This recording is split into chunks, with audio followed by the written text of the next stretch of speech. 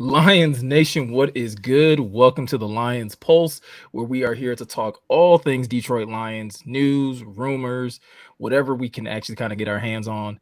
Today, I am joined by my boy, Luke. Appreciate you coming through, Luke. How are you today?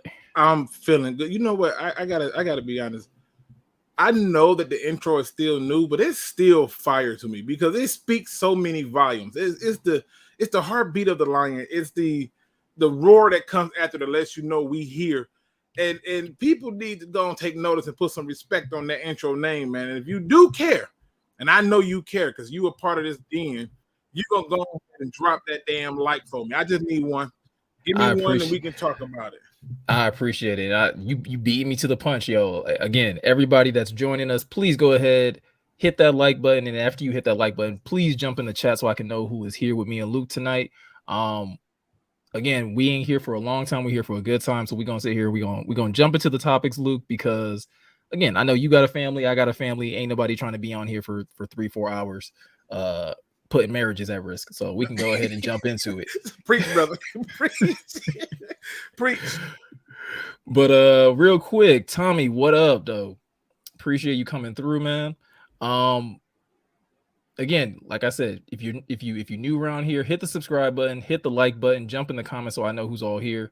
But again, let's go ahead and kick it off with our first topic, Luke. Today is, I guess it's a pretty big day, right? The NFL is going out here and they're dropping news about the NFL schedule that is going to be dropping tomorrow, but they've already kind of started to drop a couple spoilers as they've announced the international games and some of the holiday games um, for this upcoming season. Big news that I think most Lions fans were looking for, and I think there were some fans that were hoping that we'd get it, some fans that were hoping that we weren't. But what we do know right now is that the Lions will not be playing in Germany this year. That those two games have gone to other teams. First and foremost, what's your reaction to the Lions not getting an international game this year? Amen.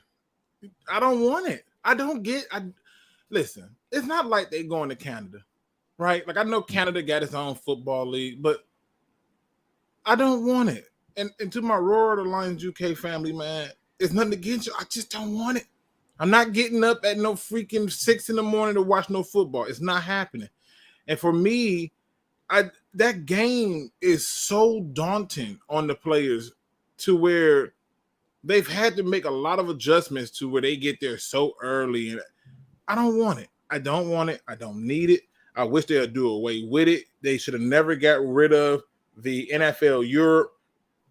We could have did that. Just do the NFL Europe. Let every team get their own farming system and play in the NFL Europe. I don't want it. I'm happy that we didn't get a over the seas game.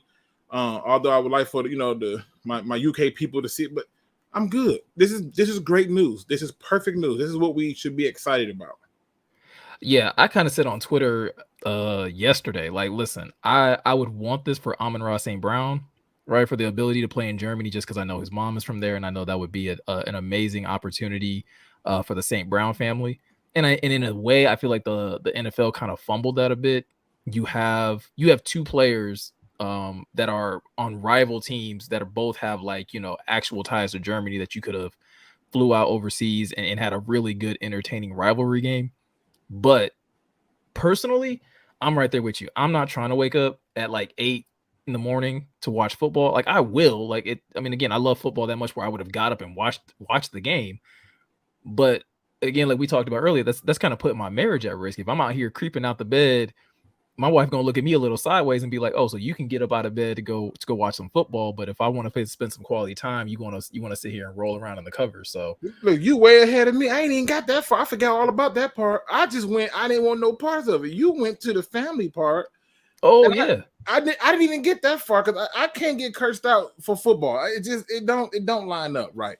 You know, it's nice to be able to hug somebody that's warm next to you. That's all I'm saying. listen. And if my wife was like that into it, where again I could have just cut the game on and I didn't have to worry about nothing, I'd have been all for it. Like, yeah, they can play whenever. But personally, like, nah, I wasn't really feeling it.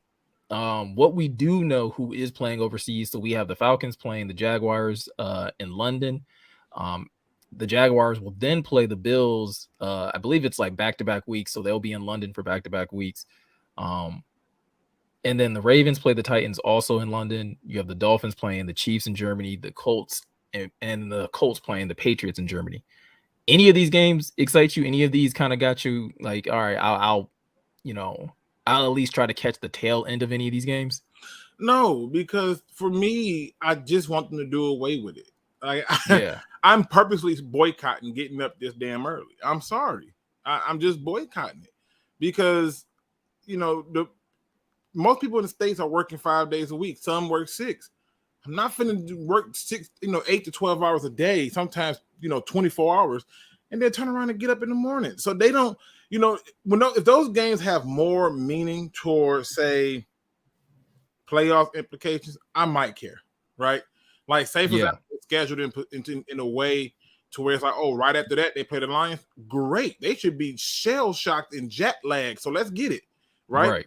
But if it's nothing like that, I can care less. I think the NFL is doing their due diligence to spread this game across the world, and I'm happy for that part of it.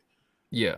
But they need another system. Go create 32 more teams and farm system it. Like, I can't with this. It's too early for me.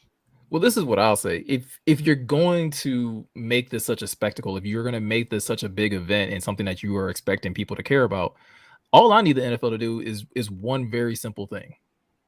Stop sending Jacksonville.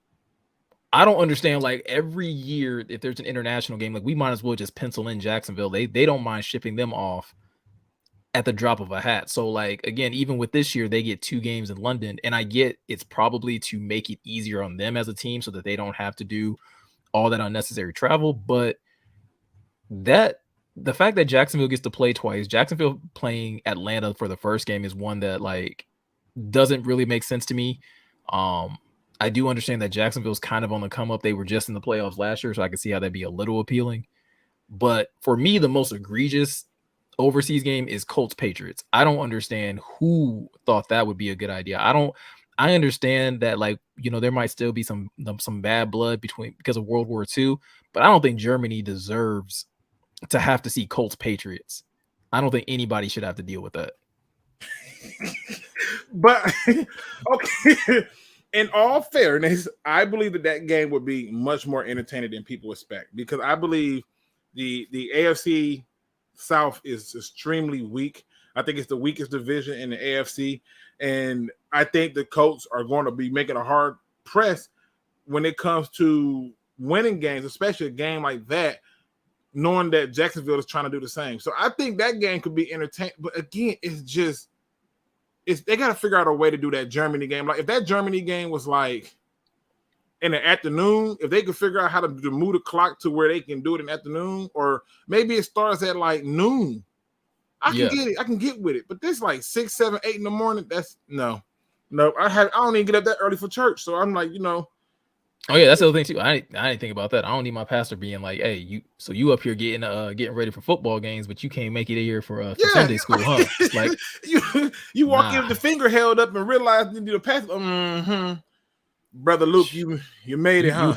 You out here speaking straight to my soul, because I be late every Sunday. I be there, but I'm definitely sitting in the back. I'm just saying. I just want them to bring. And I know that fan man brings up how many more years before a full Euro division is this. I don't know, but it's a clear cut need for it, and you don't even have to have them have the same names at the line. They could just be the Lions or whoever's farming team. Like, it could be the Edmonton Bulldog. I don't give a care.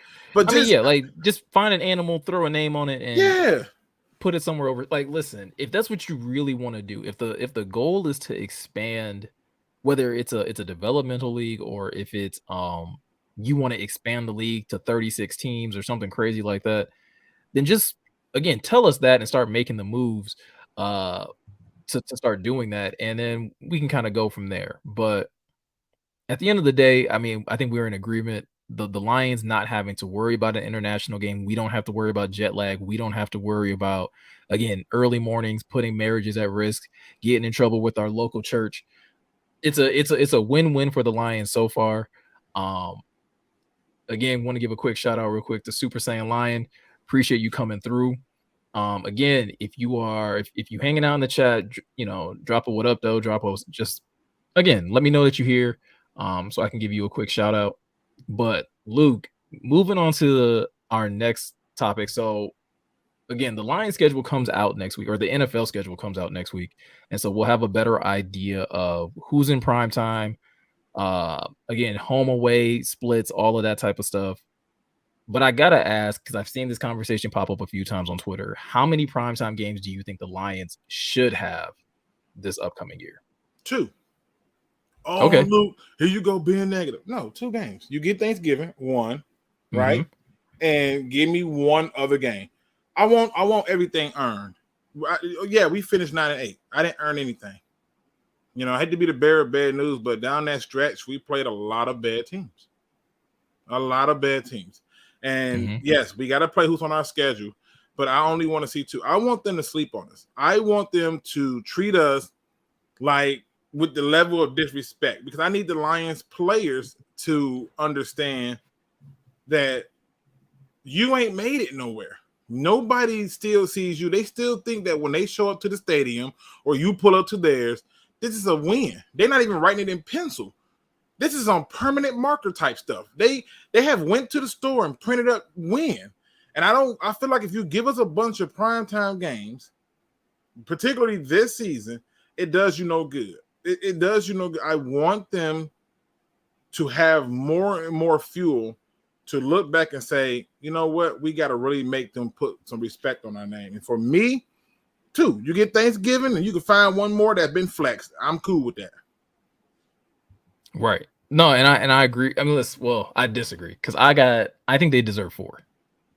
Like, we're talking about the fact that they only got 2 last year, and one of them was a flex. Right. And honestly, that game wasn't flexed for us. That game was flexed for Green Bay. We just so happened to be the team that they were playing. But looking at what this team was, how they were playing down the stretch, and I get what you're saying as far as like those last couple weeks, maybe playing some bad teams. But when we look at, again, 8 out of 10, and basically changing the narrative of the media from what it was early in the season to like, whoa, this might be a team that if they were to get in the playoffs, nobody wants to see them. And you look at the opponent, some of the opponents that the Lions have, I would love to see this team in primetime situations against some of these teams. I think they play the Ravens, they play the Chiefs, they play Seattle again.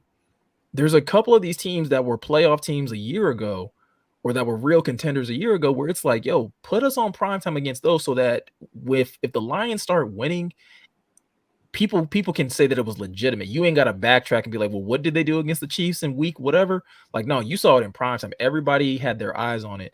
And this team needs to grow up quickly, in my opinion. And I get what you're saying in regards to like, you want to see them earn it, but I think you also earn it by being given the opportunity and seizing it in that moment. You have to square off against the Chiefs in prime time.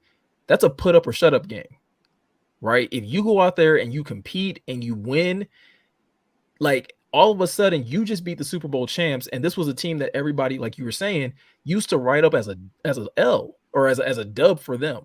It's a dub for them every time they would see the Lions on their schedule. But if you go out there and you punch Patrick Mahomes and Travis Kelce and those boys in the face, and you steal a win in prime time, like, yo, everybody has to take notice. Obviously, if it happens early in the season, maybe it has a little less weight to it, but I still think giving them about 4 games. Obviously, you have the Thanksgiving game, so technically it's like 3. But I would love to see them in a Monday night game. I would love to see them in a Sunday night game. And I guess if you want to throw them in another Thursday night game, I'm cool with that. But before you kind of respond to, let me I did say I was going to give people shout outs. Tommy, what up though? Appreciate you coming through. Darth Twerk, appreciate you coming through. Is this? Hold on. How do you pronounce that? Man. How do you pronounce that? Like Detroit, but it's like that fan man, like abbreviated Detroit. That fan man, and that's Looney Tune. Okay, I didn't know if that was a T. I didn't know if that was a T or, man, you and this Cam Newton font. Looney Tune was good with you, but y'all gonna learn that that's my biggest gripe against Cam Newton. Forget what he does on the football field. The fact that he uses that font makes me hate him.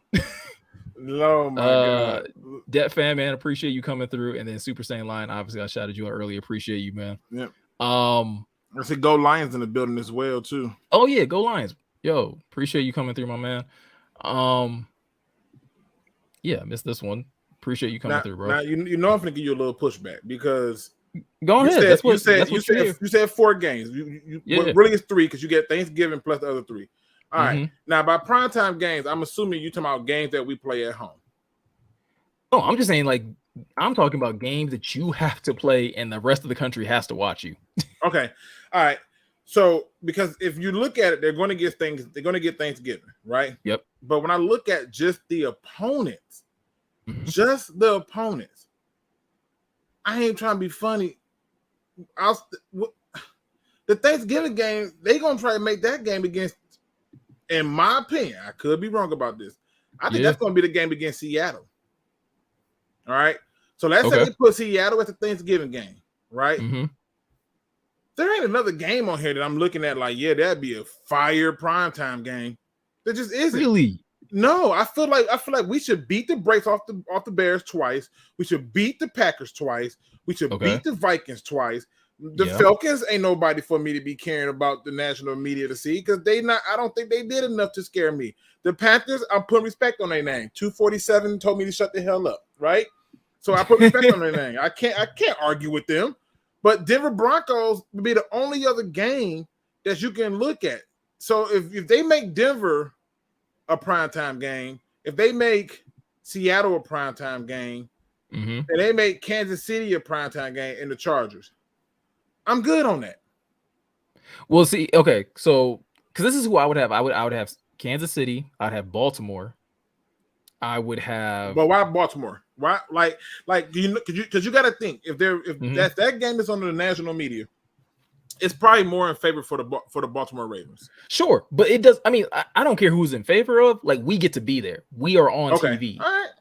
Right, and it's the Ravens are going to have a lot of attention on them because again, Lamar signs a big contract. They get OBJ. Like, he has weapons for the first time ever, and so any opportunity they have to put Lamar Jackson on TV, I think they're going to take it. So I think you get a Lions-Ravens matchup, especially after how they lost to the Ravens a couple years ago with that stupid Justin Tucker kick. And I think that game is supposed to be at Detroit again. So run that one back, put it on national TV. I have those two. I do think you could probably put, and it's not a marquee matchup by any means, but I think putting Atlanta and Detroit up against each other, like on a Thursday night game, would be dope just because you have the 2 running backs that were drafted in the first round.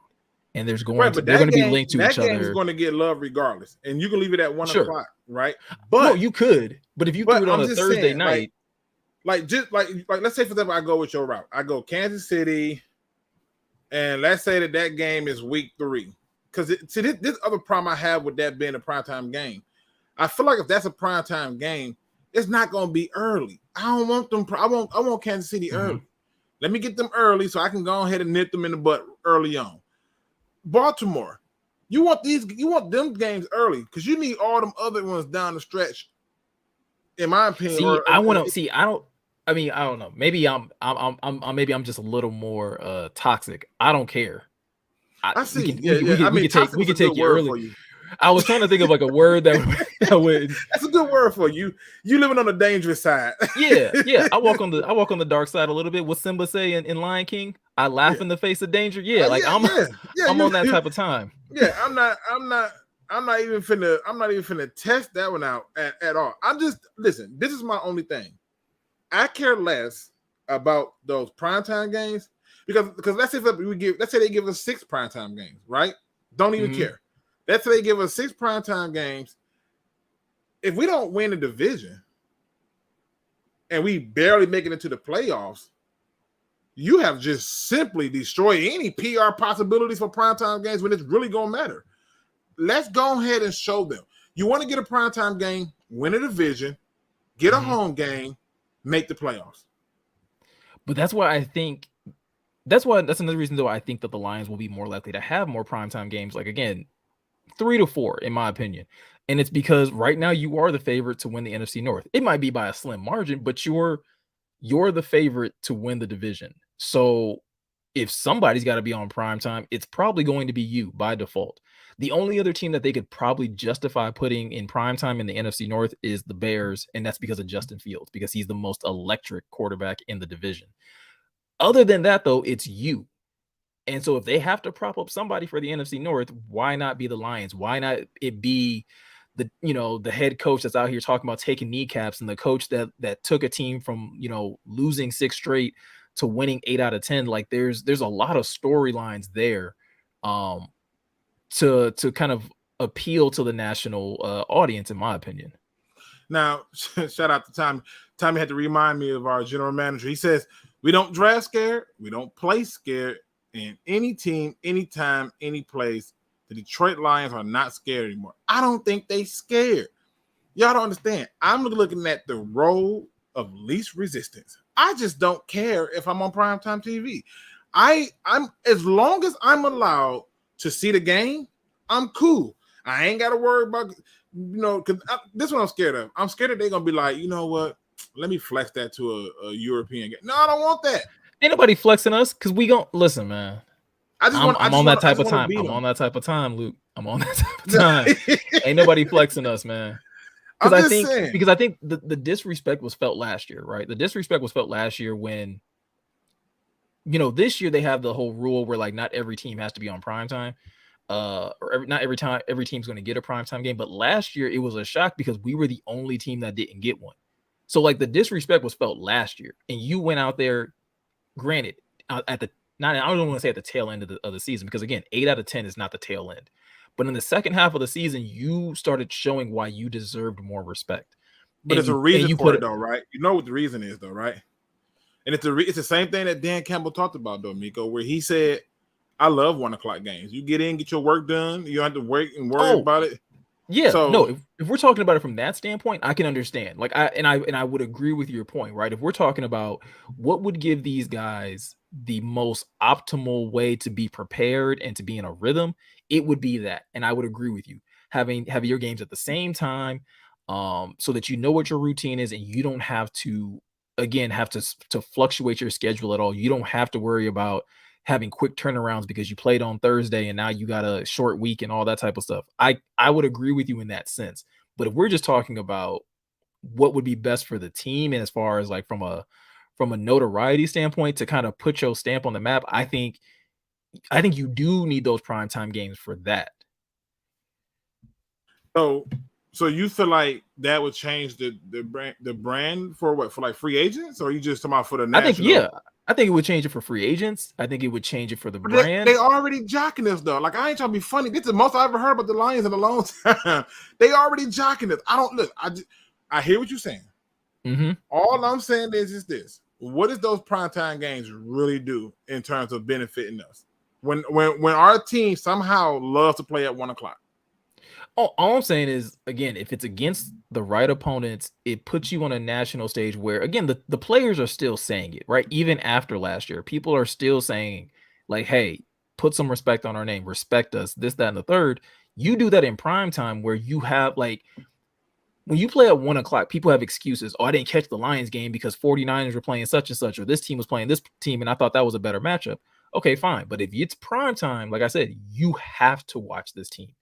You don't have another option. This is the Monday night game. This is the game you're gonna watch, and you're gonna have to take notice of this team. You're trying to have it to where you can't get out of looking at this. You either you love it or don't watch. Yeah, you ain't gonna be able to scapegoat and be like, again, you get some analysts that get on TV and they like, I didn't really get to catch any of the Lions games all year, so I don't really know how. I mean, clearly they try to belittle the success that the team had. And again, that was different at the tail end of last year. But I think, again, that's because you were winning 8 out of 10. It was so dominant in a way where it was like you had to pay attention to it. But even then, like, it wasn't really like considered a serious thing until that Green Bay game. And then it was like, well, or at least the day of the game, because obviously they got bounced with Seattle winning. But people weren't really taking Detroit serious until it was like, hey, it's either them, Seattle, or Green Bay that's getting this last playoff spot. And now people want to, stroke our nuts and be like, hey, this could be the team. Like, Nah, if you're gonna stroke my nuts, you're gonna stroke it for the whole season, bro. Like that's just what it is. But sometimes just getting a good nut stroke is a good thing. We don't need too much nut stroking. There could be a lot happening. You know what I'm saying? And look, you got church going on. That's right. I agree. They agreeing with you, Miko. They out here agreeing with you. I just feel like you know what I'm saying. I want the team to keep that level of disrespect. Nobody respects you. Nobody likes you. You're that kid that they're going to not even pick last over the kid that they know can't play the game. Like, I want the disrespect to stay in your mentality. That's all I'm saying. And again, it doesn't have to leave, right? It really doesn't, because again, like that fan man said earlier, all roads go through Detroit. There's still a lot of people that are saying all roads go through Philly. All roads go through San Francisco. The disrespect is going to come one way or another, because all it's going to take is one other team in the NFC to kind of show some life, and it's Detroit's going to be put in the back burner. So like that chip, and I think the way Dan Campbell coaches this team and the type of guys he has on this team, that chip ain't going nowhere. Amon-Ra St. Brown is going to have that chip for the rest of his career. Right? Penei Sewell is going to have that swagger the rest of his career. Like, that ain't going nowhere. So this is another thing. I'm gonna be honest with you. I'm a little biased on it because I don't, with my job, man, I really want to not miss a game, and I really want to go to some games. And if all of them if we got a bunch of primetime games and this games that I really want to go to, I'm good. Mm-hmm. I'm good. Cause then I got to pick between. I'm like, dang, do I call off this day? Now I got to be careful about it. It's too many scenarios. My overall view is I just want to keep that same energy. I want to keep that same fight. When they counted us out, when they was giving up on us, and there's a lot of people doing it. A lot of people on our own media was doing it, giving up on them, and was like, no, I'm good. We're not going to do it. I want that same energy. Don't let that go. Because I feel like in my opinion, like J-Mo, let's take the receiver. Sure. All right. Like, I need him to think that people don't respect him so he can perform. He's doing it the wrong way. Oh, let me film me giving money $100 bills for $1 bottle of water. You're not doing any favors. Go home, bruh. Go find something to do. Like, do something more important than this. Like, I'm just saying, like, I don't want them to get so comfortable that they think that it's okay because they arrive. No, nobody respects you. They hate your linebackers. They hate your running back, your quarterback. They don't like him. Your receivers suck. I want the disrespect. I want the total disrespect. I want them to come in every game with a let me oppose my will mentality. That's how I feel. And listen, like I said, I'm not going to disagree the argument that you want to have them have that chip on their shoulder. I just don't think it goes anywhere. And I think you carry those chips on, like that chip on your shoulder, into these primetime games, and you really not just take it to, like, again, that team, but you take it to the national media. You take it to everybody, because again, like I said, they have no choice but to pay attention. Gotta go back to my guy Go Lions, who says nut stroke equals booty scooping, and it does. All right. I mean, listen, you mess around and wake up the monster. Something's getting lifted up. All right, that's all I know. That's all I'm saying. Every time I do a show, we always end up off the rails. I'm sorry. No, listen, man, that's what it's all about here. Appreciate everybody again for stopping by. Please be sure to hit that like button, hit that subscribe button if you're new. But Luke, let's change gears a little bit. Next week we got rookie minicamp, right? And it's going to be our first opportunity to get any type of eyes, any type of reports on these incoming rookies, who are looking to, obviously, like the last few draft classes have been pretty big contributors, some by necessity, but some by like actually like, being top tier talent and making their presence felt. So looking at rookie minicamp, I got to ask you, like, what to you is most important about this week coming up? What is it, the one thing that you are going to be sitting there focused on as reports and things like that come in from the week? Study habits. Like, I need to know who's doing the right assignments when this pass is not on, when you're going through walkthroughs. It's nothing worse than having a person, because they give you the playbook when you get there. So What are your study habits? Did you just take the playbook and say, Mama, I made it? and use it as a coaster, or did you go and start diving into it, taking notes and saying, hey, on this read right here, if they come out like this, this, and this, what do we do? You know, this is one of the things that happened with Joey Harrington, where they gave him the playbook. He went home that same day and completely devoured the playbook and came back and told the coaches what was wrong with the playbook. And the coach's response to him was, well, that's the way it was done 30-some years ago. That's how we're going to do it. Just deal with it. And he was like, but I wasn't drafted to be a mobile quarterback. I was drafted because I'm smart. And I'm telling you, this is going to get me killed. And it did. So when I could get players and I hear stories about people like, hey, you know, he clearly knows the playbook. And hey, he's helping other people get set. Like, I want to hear that Jack Campbell is helping his fellow rookies get set because he knows to play. I want to hear that you know, what's my man's name? The guy that we act like we were gonna miss if we didn't draft him. Roger Martin. Roger Martin. I want to hear that he's learned how to get his pad levels down. But I need to know that you understand that damn playbook. I need to know that you have dove into that playbook like a cheap thrill at Las Vegas for free. I need to know this. And if you're not doing that, we got problems. So for me, that's what I'm looking at. What news come out on who's picking up on the playbook? I want to hear that Branch is doing a very good job in shadowing people. I want to hear that you know, people are you know, coming in looking like they're in shape and not just at home eating great pizza, even though pizza is like one of the greatest sins of all goodness. But still, I just feel like I want to hear things that are football related. I don't care. Oh, he looks so quick and fast. Everybody does. I don't care. There's not a single person trying to tackle you.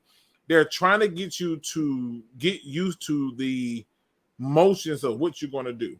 If I can get that kind of news, I'm excited. If I don't hear that kind of news, I can care less.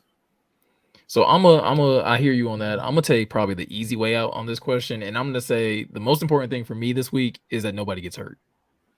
Like, the last thing you want is any of these draft picks, especially your first and second round picks, coming out of this week with any kind of injury. Like I said, there's some of these guys that are expected to make impact right away. Gibbs, Campbell, LaPorta, you know, Branch maybe in certain situations, but you really need those guys. Like, as much as you want them to get in good work, you want them to show off their athleticism, you want to show that they're picking up the playbook. The priority still has to be keeping these guys healthy because you're going to need them. Like I said, especially those first three guys you drafted. Those guys have roles already assigned to them, right? They're, like you were saying when we were talking on draft night, that you needed impact players, you needed starters.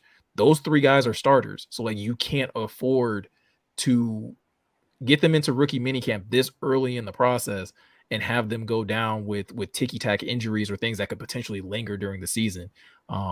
I'm kind of tired of going into training camp or going into the season and our second round pick isn't probably going to play at all because they got something that they dinged up in training camp or something like that. And I get that it's football, like, it's going to happen, especially once they start putting on the pads, it's more likely to happen. But in a situation where you're not putting on pads, you're not really hitting, try to keep these guys as healthy as you possibly can so that they can actually start to make an impact come, you know, first game of the season for me. See, but I feel like if somebody's getting hurt in the rookie minicamp, then somebody should be getting fired because most of it is just walkthrough. Most of it is walkthrough, and most of it is just this is what rookie minicamp is. It's a whole lot of individual class to work out flaws in the thing that they saw on your college tape, and to integrate that into the playbook. And then the other part of it is to introduce you to new things that we want you to do, new simple techniques. And one of the biggest things is how to eat, how to take care of your body, how to, you know, how to assemble your equipment so that it's on proper. Like it's all these little things that they do. Like, hey, come get your mouth guard. You know, here's your locker. What you should and shit like this. It's the little nuances and stuff like that. If I hear that a person got hurt in minicamp, somebody need to be fired. I don't care who it is. Fire the bell door person. I don't give a care. Somebody needs to get fired because they should be walking through. Facts. It shouldn't be no other type of things other than trying to get them to understand it. It's basically introducing the playbook and what it's going to look like for the practice style of the training camp, giving them little early stuff, letting them know what they need to work on before the real training camp starts. Because guess what? It's going to be a veteran who going to give somebody a welcome to the NFL moment. Like I saw it with Sewell. Sewell was like, yeah, I'm a sophomore, but I don't care where you was drafted. Nah. Number 2 pick. Oh, that's nice. Yeah. They should have took me number 2. So come get these hands. You know what I mean? So they are. I just, for me, this is the opportunity where everything is slowed down for them. If I hear that a player is trying too hard, I don't want him on this team because you need to follow instructions. You need to follow instructions and make sure that you come out of this thing unscathed. But at the end of the day, nuts. I guess you found it. Oh God. Okay. No, all right. I'm back. I'm back. That kind of caught me off guard just a little bit. He said, "Nut stroke the playbook." Yeah. Do that. Nut stroke the playbook. Because to me, this is the only chance you get to really ask a lot of questions. This is the chance you get to work on these simple little things, and this is the chance where you get stuff that they're going to be looking at, like, hey, we need you to drop 10 pounds. This is what you're going to eat. We're going to set you up with a dietitian. Blah blah blah blah blah. That's all I'm looking for. Nobody better not get hurt. I don't think I can remember the last time a person got hurt at minicamp. Yeah, I can't remember that being the case for the Lions either.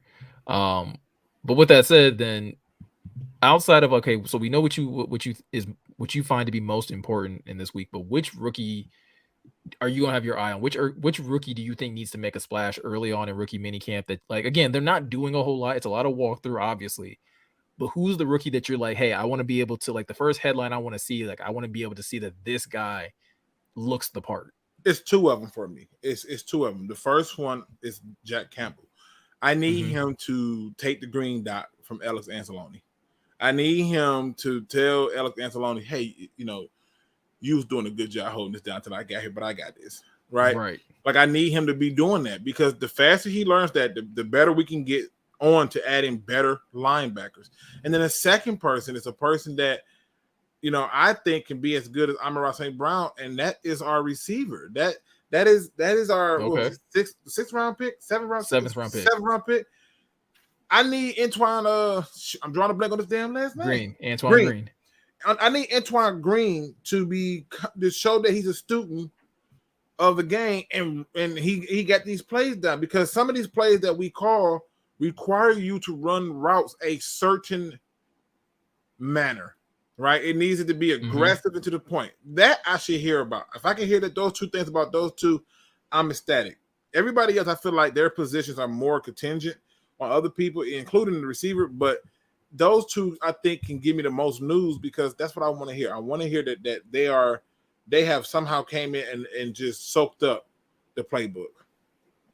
Yeah, and I'm in agreement with you about Jack Campbell, because that was going to be the person that I said that's the person that I want to hear looks the part. I want to hear that he's taking command of the defense, whatever defense they're putting together. I want to hear that he's going to have a great opportunity to go up against 2 players that were drafted high, who are going to give him probably the most trouble in camp. So you got, Jahmyr Gibbs and Sam LaPorta, who obviously he knows Sam very well from their time at Iowa, but still, how is he looking in those one-on-one matchups? How is he looking in shadowing those guys?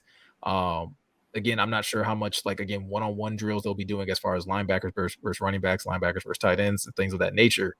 But again, does he just look the part? Is he, like you said earlier, is he leading the defense? Is he the one that's kind of leading the charge? Is he the one that's kind of keeping spirits up and things like that? Because that's everything that we heard about him in his draft evaluation, right? That's one of the reasons that they loved him. That's one of the reasons they drafted him, is that he has this true leadership quality.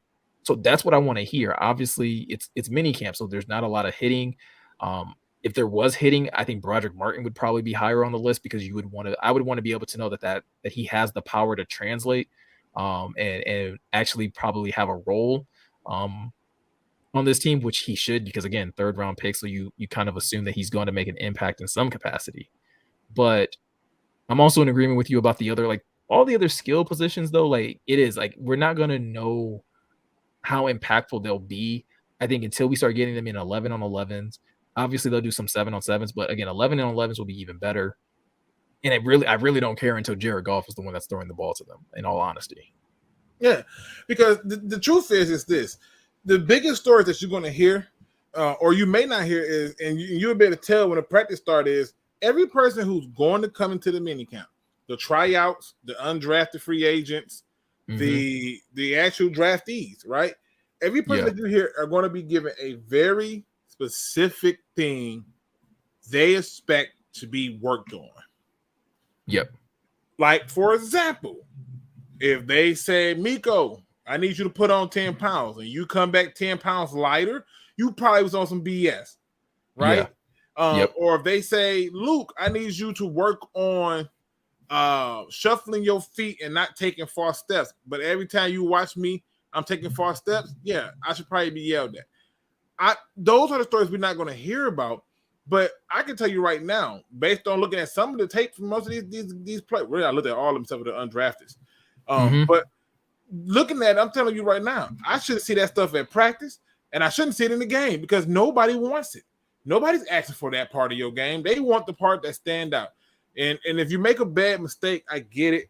But, when I tell you, hey, I can get you out of debt, this is what you got to do, and you do the total opposite, you're not serious. And that, to me, is more telling than anything else. That's the turds that we talk about. Those are the things we need to flush away and wipe up quickly. And that's how I'm viewing it. That's what I'm asking for. And I hear you on that. Like I said, like those are the little details that you're going to want to be able to make sure that, like, again, guys are understanding what's being asked of them, because again, they're going to be asked different things. Now that they're in the NFL, again, maintain your weight, come in at a certain size. Some of these guys, like you said, were probably already asked this stuff once they were drafted and once they got to meet, the coach and things like that, and probably got an evaluation of where they are physically. But we'll see again in a week. We'll kind of get an idea of where most of these guys stand. But there is one guy that we won't be able to see, who obviously will probably be in attendance, but we won't get to like any type of real updates or get to see or hear anything about what he's doing on the field. And that's Hendon Hooker. And he, once again, his name kind of came up in news because Dan Campbell was on a podcast with former defensive end Chris Long. I believe it's called The Green Room. And on that podcast, like I listened to the whole thing, and honestly, like Dan didn't say too much that was like shocking, except for this one thing that pertained to Hendon Hooker. And that was when Dan Campbell basically said that it will be a long time until Hendon Hooker is the starter, or is at least competing for the starting position. Now, I'm gonna let you start with this one because you were a bigger Hendon Hooker supporter than I was. Yeah, what is your reaction to hearing that kind of talk from your head coach? Simply put, that Jared Goff is going to dictate how this go. If Jared Goff performs out of his mind and exceeds expectations of what they have for him, then chances is Hendon Hooker sits longer. But the reality is Hendon Hooker's job is to do one thing and one thing only, and that's exactly that. Push that man to be better. And if he can't take his spot, you see, sometimes a person needs a bully. Bullies are not a bad thing sometimes. Sometimes you need somebody to come in there and tell you, dog, toughen up. I need you to respect this right now. You know what I mean? And at the end of the day, I just look at Hendon Hooker, and I think with his mini camp, all he got to do is he should be able to tell me everything about the playbook. He should know more about the playbook than everybody else. But his job is to make Jared Goff uncomfortable. His job is to make the decisions on the coach's hard. His job is to make the Lions question whether they should give a little bit of money to Goff or give it to Hendon Hooker because he's doing certain things. So off rip, if he's not going to do those things, cool. So what Dan Campbell is doing is the same thing he's always done. Nobody is given anything. It will be earned. And I think when you take that approach, I'm cool with it. Jared Goff is not a lock because they wouldn't have took a quarterback if he was a lock. This whole conversational stuff that they put out there, yeah, we're talking to his agents about an extension. That's cap. That's 100% cap. You're lying. You're definitely lying. Because if you were talking to him about an extension, you wouldn't have took a quarterback in the third. You just wouldn't have. It's kind of like what I brought up last week. Like, it just doesn't make sense from a contractual and cap space situation where, yeah, you've drafted a quarterback in the third round and you're talking about extending somebody in such a way that, like, how does, like, that's going to seriously impact your cap situation, and therefore it makes you question, like, well, then what the hell did you take a quarterback in the third for? If you were literally just drafting a backup, you could have took a backup anywhere. You didn't need to take a backup in the third. Um, this quote from Dan Campbell kind of confused me a little bit, because I understand that you don't want to completely telegraph to Jared Goff, like, hey, your time is up. And I do agree with you in that, like, Dan has been consistent in, like, everything is earned. There is, like, every position is up for competition, and whoever is the best player will win. What I'm waiting to see with Hendon Hooker specifically, and obviously we're going to have to wait until next year or maybe later in the season, and we still probably won't see it until he's healthy, is, does that truly apply to quarterbacks? Because we know for a fact quarterbacks are treated differently in this league, right? Every other job can be up for competition. Quarterbacks are usually like signed, sealed, delivered. This is who the starter is, and it's usually dictated by, again, how much they're paid and what they've accomplished. And at some point in time, we keep talking about the fact that Jared Goff is either going to have to get extended or he's going to have to get moved. And you're in that sweet spot right now where you either have to make that decision very quickly. And I don't think you make that decision too quickly when Hendon's not going to have a real opportunity to compete until next offseason. So I get Dan saying it's going to, I guess this is the thing. I didn't like the whole, it's going to be a long time. Like, bro, you don't have that long. You have like a year and a half really to make a decision. But I think you took it too literal, right? I think you took it too literal. I mean, maybe I probably did. I'll admit because to think that. about it, right? Think about it. A long time, right? That's subjective. What is a long time? Like, I'm not gonna lie. If I'm stuck in traffic and we pass 5 minutes, that's a long time, right? Yeah. If I schedule an appointment to get my hair cut and I'm sitting up there 30 minutes, that's a long time. So since it's so subjective, my attitude to it is, don't look into that as much. He has to still say certain things because he made it clear he's not playing this year, but he knows that people are going to have questions about it. So he has to make it seem like, look, this is Jared Goff, because his job is to, one, motivate and stroke the egos of both the quarterbacks. Off rip. And he's already told them, hey, in the media, I'm going to be telling everybody this is your job to fight for, but understand something. I expect this from you. With Jared Goff, hey, you are a guy. Yeah, we took him, but we took him as a backup. But that's cap. You took him in the third. You didn't take him. You didn't take him solely as a backup. Right. And so at that point, that tells me that we can do better. We believe that we can upgrade and do better. And I believe that they can too. So the long time part, I don't want you to get caught up into that, because I'm pretty sure you've had some moments where you told some people, oh, get ready, it's going to be a long one, and it ended quickly, right? And it's possible. But that doesn't mean you didn't have intentions of saying, I want this guy to come in and start immediately. So for me, off rip, you have to be able to look at the words and say, you know what? I don't care what long time is. Long time is subjective. Look at what he's saying that's objective. Like, he's not playing this year. Very objective. There's nothing. There's nothing that he can do to play this year, right? Outside of Jared getting hurt and Hendon being healthy sooner than we expect him to be. Right, and that's what I'm saying. I agree with Steve when he said he wasn't trying to start any controversy on the podcast, and that's just the reality of it. You have to understand that it's like politicians. Every year, politicians say things that never come to fruition. You know, like, I'm gonna give you better public restrooms. You be like, okay, yeah, and nothing changes, right? It's the conversation that they need to have that will open it up. Now, what you're going to run into is this, because I believe Hendon Hooker's going to play some preseason games. I think they're going to put him in some preseason games and just let him get out there, do a little few throws here and there. Sure. I could be wrong, but I think that we got to start to focus on the objective stuff. Every time they ask him a question that he knows is coming, he gives them a subjective response that's so broad that it can go to anybody. Like, for example, they could be like, hey, what are your plans for Hendon Hooker? Hey, we like what Miko's doing, right? He started the Lion Pulse. It's a great show, and we expect it to grow. you know. Yeah, And we expect people to hit the like button. we expect them to hit the like button, you know, hit the and subscribe button if they haven't already done that. You know, see how I segue into that? That was yeah. No, listen here. You can be Dwayne Wade. I'll be LeBron. Like you just throw up the oop. I'm gonna finish it. But that's my point. Is it's the conversation that needs to be had. Good people. We got 16 in the chat. We're trying to get that like button up a little bit more because more likes means that the video gets going. If you have not subscribed yet, please do so. It says, so did Holmes finally fulfill his promise to give Bugs less snaps? If Christian Correll Cleveland comes, man. Dead fan man. I'm gonna tell you, I'm gonna be so honest with you. I didn't even have this in my show notes because like I'm gonna be 100 with y'all. I don't think this dude makes the roster. All right. Like he just took Demetrius Taylor's position on the roster where he's still going to have to compete. We're talking about a 29-year-old defensive tackle, and I know that's not old for defensive tackles, but he's been out of the league, I think, for a couple years now. He's not somebody that I'm expecting to come in and like truly contribute. He's a big body. He definitely plays more. I don't know why they keep listing him as a defensive end. He has all the measurables of a defensive tackle. He's played more defensive tackle. I mean, he's played more defensive tackle in his career than he has defensive end.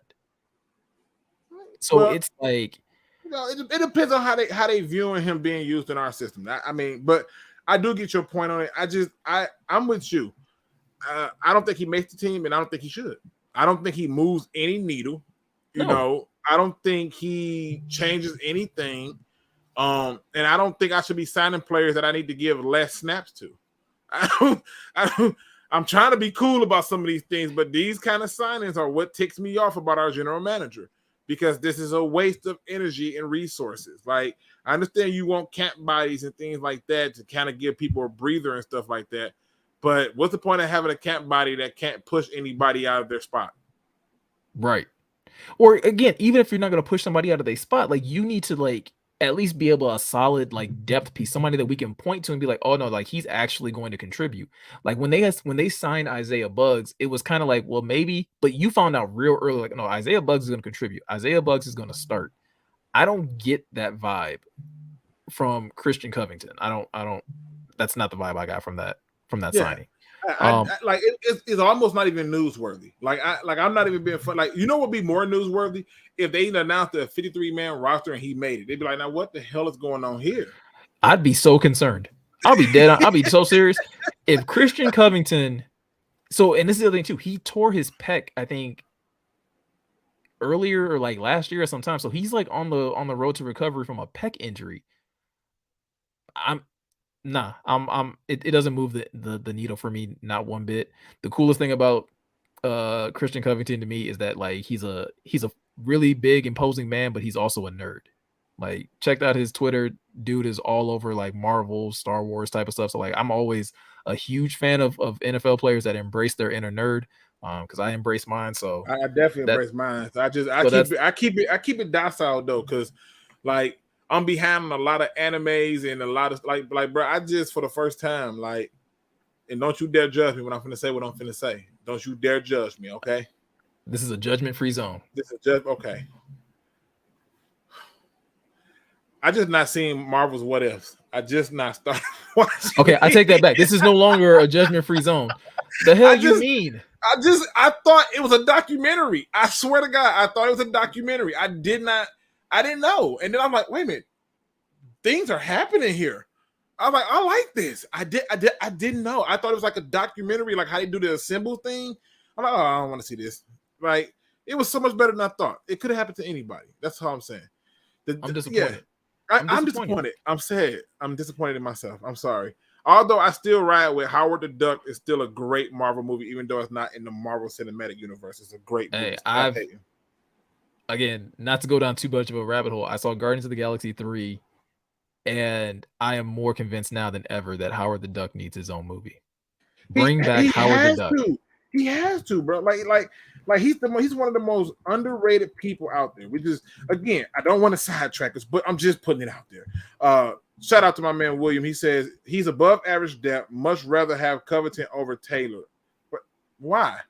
Why? Taylor was actually like making plays last year. That's why he stuck around. And they both gonna end up on somebody's bench or practice squad. Who cares? Why? Yeah. I mean, at the end of the day, like I guess there's no reason for me to like again pound the table for Taylor either or Benito Jones in that matter. But at least you knew what they were capable of. And I guess if you're signing Covington or Christian Covington, then I guess you're hoping that you have something more. But I don't know, man. I don't. To me, this is something that fans do all the time that blows my mind. With acting like, oh, I would much rather have this person than that. And it's like you drafted a guy by the name of Broderick Martin. What is Covington supposed to do?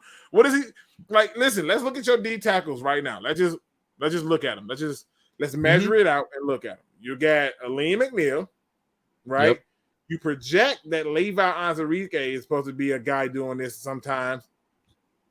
I understand they play different techniques and everything, but I think they're going to move him inside because I think that DN plan is dead, right? Pascal can play a little bit of inside and out. Cool, no biggie there. But let's just go Levi, McNeil, Bugs. You brought Bonito back. You bring in Covington.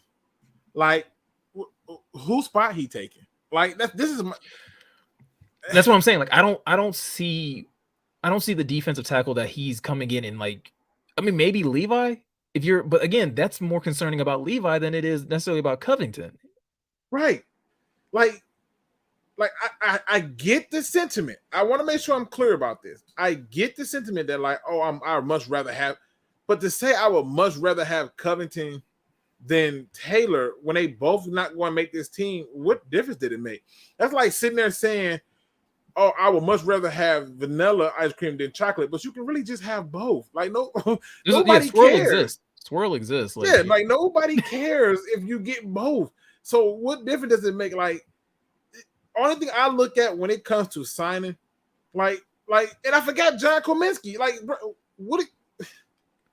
No. Yeah, there's too many guys. Josh Pascal as well. Like, there's too many guys that they can kind of rotate at that defensive tackle spot. Now, again, if you're looking for more depth, if you're looking for guys to do specific things, maybe. But again, I'm kind of with Mark LeBay when he says he's excited about Broderick Martin. Like, I feel like that's why they drafted Broderick Martin, is because he could be the insurance for Isaiah Buggs, so that you would have this larger, defensive tackle to play the run in those situations and not have to have Isaiah Buggs out there for the number of snaps that he did. So I don't know, man. It's just I feel like it's like we got two long snappers. I don't give a shit who as long as he can snap the ball. Right. The long snapper could be Root Paul. I don't care. Snap the damn ball. I don't. If you're telling me that, hey, I would much rather have this guy because he can start, he can take a spot, that's some compelling argument. But if the only argument is well, I would much rather have him over, it's too early, I guess that's the thing too. It's way too early in the offseason process to think that one player, like they're technically picking one player over another. For all we knew, Demetrius Taylor could be back. Like, that's literally, we've had it happen. We cut, how many people have we cut and brought back and cut and brought back? Like, no. Yeah, I'm with you on that. Wanted to go back up to BD Buster, who actually had this question going back to the whole scheduling conversation. If we play Kansas City in week 1, do you give us a shot to win it? Absolutely. Sure, why not? First game of the year? I had us beating the Eagles last year, and everybody told me I was crazy. I had us, I'm like, yeah, we can beat the Eagles. They're like, why? I'm like, it's week 1. They don't know what we're doing. Everything is new. Yeah. It's a good put up or shut up game, right? It's a good measuring stick. To where, again, you're gonna have to, if you can start the season off against the defending champs, and have an impressive win, it says a lot about, it'll have a lot of goodwill behind the rest of your season. Right. All right, Luke. So last week I started this whole little series where, again, I'm kind of going through the rookies that the Lions drafted, and giving my floor and my ceiling projections for the players that they drafted. Last week I did Jahmyr Gibbs and Jack Campbell. I know you weren't really feeling I think it was the Jack Campbell comp. Yeah. I mean, Yeah, I'm just gonna Uh, listen. I'm just gonna go ahead and just say it because you know what? We need to go ahead and hash this out. What was that? Did this Chris Spielman? did I say Chris Spielman? I could have sworn you said Chris. No, I'm sorry. You No, said I Alex said Anzalone. Kuechly. I'm sorry. Well, no, yeah, I said You said the Anzalone as a floor. floor. It was Anzalone, and I went, no, absolutely not. Unacceptable. If his floor is Alex Anzalone, my man's messed up, bro. He messed up. Okay, But that's the point of the floor, though. Like the floor is if I need a better floor. I need you to give me a floor that gives me spirit because I'm already concerned. I need you to give me in other words, just lie to me. Don't just lie to me. And that's like, see, that's what I can't do to you. Like, hold on. But if I can give you any hope, right? I think you'll feel better about my ceiling and my floors for this week when we look at the second round picks, right? Okay, because that damn when you said Alex Anzalone, my soul's like, what? Well, because like, and this is the thing though, right? But yeah, I think if we look at those positions to kind of take a step back for a second, and if you guys didn't get to check it out, go check out the last stream that I did where I broke down Jahmyr Gibbs and Jack Campbell and just again gave my projections of what their ceilings could be, what their floors could be, and players that they remind me of at those ceilings and floors. But those two positions are like probably some of the most boom or bust, which is why a lot of people say you don't draft them high, right? Is if you get a good one, then yeah, like they could be great. They could be, pro bowlers, all pro type players. But if they don't hit, they're typically like bottom tier players, or at best, like they're middle of the road where like, yeah, you can play them. You'll have them around for a few years, but you'll go from like whatever contract they're on now, and you'll start doing the Alex Anzalone thing where you're like, hey, we'll give you a 1 year deal. We'll give you a 1 year deal. And hopefully one of those 1 year deals you actually maximize and you get a 3 year deal. That's Jack Campbell's floor to me. Is like he's still going to be around, but I don't know if he'll ever be that linebacker that's going to get like big money. If he doesn't hit, if he doesn't develop, if he's not. But you know what I hear when you say it, though? You know what I hear when you say it? It's like that commercial that promises to fix one thing and destroy like 100 others. Like you're essentially telling me like buy this pill called new rookie linebacker where you got a guy to fill in the spot, but this could cause headaches, irritation, aggravation, and others. That's exactly what Brad Holmes signed us up for, though. When he decided to draft a running back and a linebacker, even again, I have to say this: players I loved, players that I'm glad that he picked because I do think their ceilings are more realistic than their floors. But that doesn't mean that the floor doesn't exist. Like that floor absolutely exists, right? For Jack Campbell, that floor is evident on tape. It's not made up. It's not. You've watched the tape. You know it's not made up. That floor exists. No, it definitely. That's what's. I just don't want to hear it. You know what I mean? It's almost like being told you don't have no money in your bank account, although you knew you didn't have no money in your bank account. But I just didn't want to reminder. You keep getting the reminder, like, hey, reminding you, like, hey, you have insufficient funds. Like, like I just didn't want to hear that floor. That floor terrified me. That's just the reality. Okay, well, like I said, I think this week is going to be better. I'm really excited because I think in the second round is actually where Brad Holmes really saved this draft. Honestly, when you kind of take a step back and you kind of start breaking down the players, you really get a sense of like, okay, he found really good value and again at positions that can make an impact, either immediately or I guess again in the case of Brian Branch, there's a lot of like potential that's just oozing out of that player that you're just like, yo, when he finally gets an opportunity to really contribute, he's going to do good things. So let's start first with Sam LaPorta. Let me know what you think of my comp. Like I'll break down my comps and then you can kind of give me your feedback, whether you think I'm high on something or if I'm spot on. So my ceiling for Sam LaPorta is actually Dallas Goedert, the tight end out of Philly. So first of all, watching tape on Sam LaPorta is painful. And it's not because of Sam LaPorta. It's because Iowa's offense is absolutely terrible. And it's so hard to find good tape on him where he's being utilized in a way that actually helped them win games. But when you watch him, and specifically once he has the ball in his hands and his ability to get open, it's very Dallas Goedert-like. Now, how they use him is more so, I kind of like in my notes, I had it as like, hey, he has Dallas Goedert type ability, but he was utilized in a very similar way as Mark Andrews, where again, because Iowa had no talent offensively, Sam LaPorta was lined up everywhere. He was flexed out wide. He played in the slot. He played in line. He played, I think they did a couple shuffle passes. Like they tried as best as they could to get Sam LaPorta the ball so that he could make an impact on the game. And when you see him play, he's very good with the ball in his hands. He's a little undersized at 6'3", and that's something that's already been highlighted.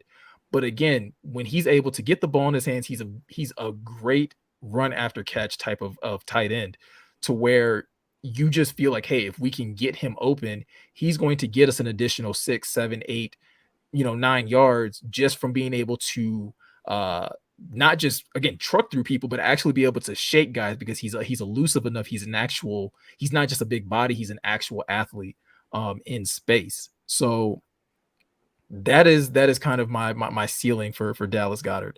Luke, am I spot on? You think I'm smoking crack? Let me know. No, I think I can see the comparison, but I feel like my ceiling is going to piss a lot of people off, because they're going to say there's no way I don't see it, but it's basically TJ Hockenson. We swapped out TJ Hockenson for TJ Hockenson. Like, I know he can run faster than TJ. TJ ran a 4.7. He ran a 4.5. I get it. But they both just knew how to get open in the defense. And when they get tackled, they're tackled. Like, yeah. I like it. I don't have a problem with it. But I think your comparison for Goddard it's spot on, because it ain't like Goddard out there making no stellar blocks and stuff, and I don't expect for LaPorta to do the same thing either. So right, and in all honesty, I was first looking at Mark Andrews, right, and like I just couldn't give him Mark Andrews because I think he's a better athlete, first of all, than Mark Andrews. I think that's first and foremost.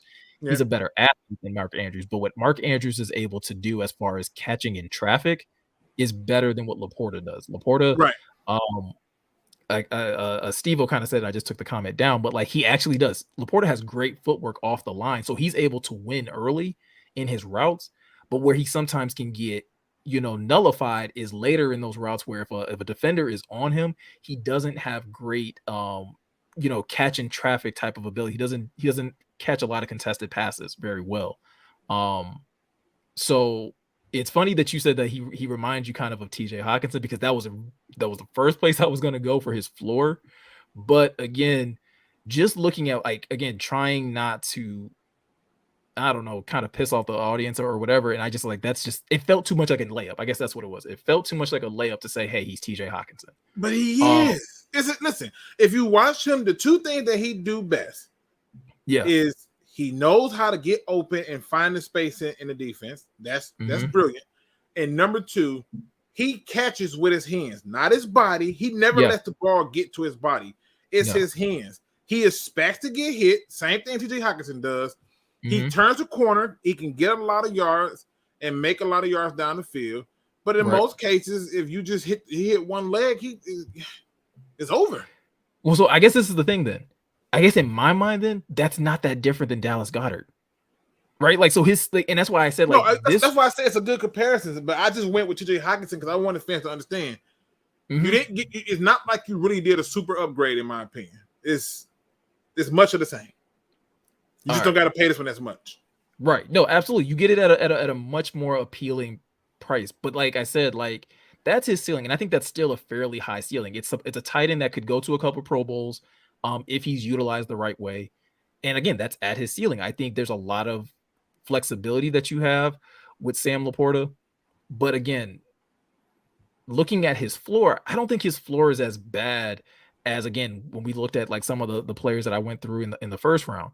I don't know, a lot of people may not know this person, but I had his floor as Chig Okonkwo out of Tennessee. So Chig, I believe, was drafted last year. And he is, again, the thing that Sam LaPorta does well is run after the catch. He catches well with his hands. He can get open. And once he gets open, he's very good in the open field. And that's exactly what Chig is. Chig is very good at doing that. He was very explosive for Tennessee in that role. What he does not do well, and something that I don't think Sam LaPorta does well. Some people have been saying that he does well. I don't think he does it very well, and that's block. He's not a great blocker. Nah. He's willing. He'll try, but there is also games. I specifically, I think it was the Illinois game, and I want to say the Michigan game. Sam does not block well, and he doesn't look interested in blocking. Nah, he wants no parts of the funk. Like when I watched T.J. Hockenson coming out of college, I was like, oh, he went up. But then they took him and made him a receiving tight end, which I was like, this is stupid. But you're right. I've seen so many games where I'm like, okay, this is your opportunity. You know what I'm saying? What's that Eminem song? This is your moment. Yeah. Right? This is it. And do not miss your chance to blow. And I'm like, you sucked on that block. And thank God the running back was able to kick it outside, or the quarterback is a sneak or something. But yeah, it's frustrating to see that. And I don't expect him to be a blocker. Like I like your floor comparisons. I had a little bit of a different floor that many people are going to say is like, that's a great floor, but I think I see more Jason Witten, a guy who can get open, get catches, get down, get up, get catches, get down. Yeah, that's what I see.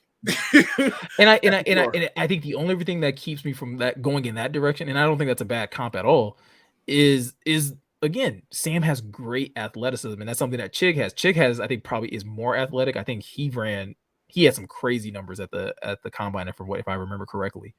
But I think they're also similar in this, that like, again, they and Steve-O said it, they're not great at contested catches. So like he needs to improve his physicality. And I don't know if that's, again, just a mentality thing. Again, I know he's a smaller tight end at 6'3", but even if that's his floor, if that's like the weakness, if that's the crack in his armor, you can still get a lot out of Sam LaPorta, because you can still line him up in so many different situations, and he can still be a weapon. He can still be impactful for your offense. So again, he may not, Chig is, like I said, I think he was drafted last year. We'll see what he does in his sophomore season.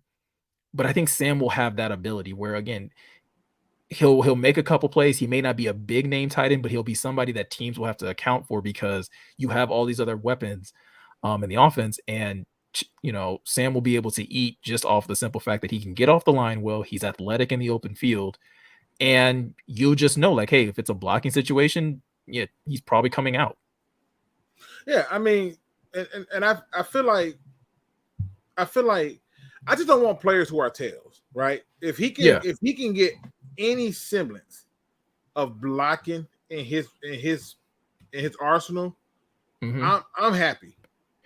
Right. And like I said, like, it's not consistent enough for me. Like, if you turn on the Ohio State tape, he blocks really well against Ohio State. He's actually, like, it's not like blow guys off the ball type of blocking, but again, it's holding at the point of attack. It's at least allowing his running back or his quarterback to at least be able to get some movement. And he's not just ending up on his back in that situation. You know what I mean? Like, he's not being manhandled by any means, but he's not this explosive blocker. He's not like a Rob Gronkowski in the run game. He's not a George Kittle type of blocker. He's willing. He'll get in there, but he also has some instances where he just doesn't. And you don't understand why, like, especially in motion. Like that was the one that was killing me, where he would come in motion down the line, and you're like, oh, perfect. Like, you have momentum, you have all of this stuff where you should be able to crack this defensive end, and he just doesn't. He just leans into him. He doesn't. Yeah. He just leans into him. What was the game? Was it Penn State? I think it was Penn State. Okay. I think it was Penn State. I'm watching the tape of him. They put him in motion. The safety comes up on him, and it's a run. And I'm like, okay, you in motion. You should have enough speed built up to just, it's a safety. Nope. He's up there twiddling his nipples. And I'm like, come on, bro. Like, come on. Like, yeah. So but like I said, like, I don't think those are bad. I don't think those are bad ceilings or floors for Sam. I think you are getting for where they drafted him, for what they're going to use him for. I think you will get every bit of his talent and his ability out of him, like, for how Ben Johnson is going to use him. He's a better pass catcher than Brock Wright. He's a better route runner than Brock Wright. He's a better athlete than Brock Wright. So like you are getting like an elevation in talent. You are going to like, and it's funny because this is something that we also said about, or I also said about Jack last week. You are going to have to teach them a different level of toughness. It's which is crazy because like Iowa's kind of referred to as like this hard-nosed school in the Big Ten, but it's like I don't know what happened, but these last couple of years they seem a little soft. Like so you're going to have to reaffirm it and reestablish a different level of toughness, or you're going to have to help them take it up another level so that they can be impactful for your football team. No, I'm in agreement with you. I'm picking up what you're putting down. I feel like when you're looking at the player, you got to ask yourself, what kind of player are you getting? Like, is this somebody who's going to come in that can be an ultimate game changer in terms of the floor? To me, I look at floor and ceilings a little bit differently than most people. Like in terms of a comparison, I look at like what kind of player am I getting? So like I know like Steve was saying like, hey, Michael Myers is closer to Jason Witten. I remember watching Jason Witten, and I feel like every time he would get open, I would be like, how in the hell did he get that open? And he would catch a ball, and I'd be like, oh, he caught the ball. And he would turn, he would run and get like 4 or 5, but then he would get tackled, and it was over. And it would be like the weakest tackle that brought him down. You know? So off rip. And I mean, and there might be a little of that with Sam because like I said, he's a smaller, he's a wide receiver size. And so I think as far as like being able to run over guys, you probably won't see a lot of that. But I think he has the elusiveness to where like he might catch a couple safeties off guard if he decides to put his foot in the ground and turn up field, or if he hits a spin move on somebody. Like I don't think they'll expect that from him because most tight ends literally just lower their shoulders and they try to run through people. Right. And he's you know, I think your floor and ceiling is good. I just it's the way a person play for me. Like I'm always looking at like, okay, how are they playing? But I like yours. What you point out. I just feel like to me, he's like that ceiling is TJ Hockenson. I don't see too much of a difference. Like I'm trying to see it, but I'm like, it's the same guy. Well, in my opinion too, like I think there's a little, I mean, and I get there are some people that are like, I agree. I think Steve-O was kind of saying like, hey, like TJ didn't have like wide receiver, like get off the line ability, and maybe not. But I think one thing that's being drastically underrated is what TJ did after the catch. Like just because some of his catches, yes, they were like catch and then went to the ground, and most of those were poor thrown balls. When TJ was hit in stride, TJ could turn up the field better than like as good as most tight ends in this league and go out there and get yak. So it's not that he couldn't do it. I don't think he had as many opportunities to, again, catch a pass in stride and be able to easily turn upfield. And I think that's part of the reason why he kind of ended up getting traded as well, is like that chemistry between him and Goff wasn't as strong, specifically last year when in compared to like his first year. Yeah, I agree. I think it's just one of the things where, you know, with TJ, it boils down to, do we want to pay him this money while we're still trying to save money for big ticket items? You know what I mean? Like, yeah, like one of the things that I do, like even, and I hate to use the video game terminology, but like when I play Madden, I save my skill points because I'm like, do I really want to like invest these skill points in that attribute? Or if I'm playing a game where it's about progression based, I want to figure out what I can do now that makes the game more enjoyable for me. And yeah, that's where that's where it's supposed to be at. You know what I mean? Like it's supposed to be one of those things. But I like that comparison. Now, I can't wait to hear your comparisons for Branch because my comparisons are gonna piss people off. And make mine's are probably gonna piss you off because first of all, like I have Brian Branch is my favorite pick from this draft. Okay. Right. I was head over heels. I said at one point in time during the draft process, I would have taken Brian Branch at 6. Like that's how much I was like really like just in love with him as a football player. Is like, dude, he from a talent standpoint, I don't know where you play him in your defense after they had signed all those secondary players, but I'm like, pure football, like Brian Branch is one of the 10 best football players in this draft. Okay. So yeah, my comments are probably gonna piss you off a little bit. Okay, well, you want me to go first, or you want to go first? Because I feel like mine might piss people off because they're gonna probably be like, what? At a minimum, and for the floor and for the ceiling, they're gonna be like, oh, okay. All right, yeah, go ahead, because I think mines are, if they're who I think they are, who you told me they were, I think we're gonna have a good debate here on our comps. All right. So y'all ain't gonna like this. I have the floor for Branch at Coleman. Justin Coleman? Justin Coleman. I don't think he gets the full-fledged go at safety. I just don't. I think they look at him like it's good to have him with that option. I think they feel like it's I just feel like they're not going to give him that shot. However, that's the floor. That's the floor. Because I don't think they give him.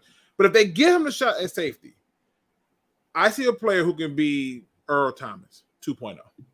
I see a guy who can get in range. He's not afraid to throw his body on the line to make a hit.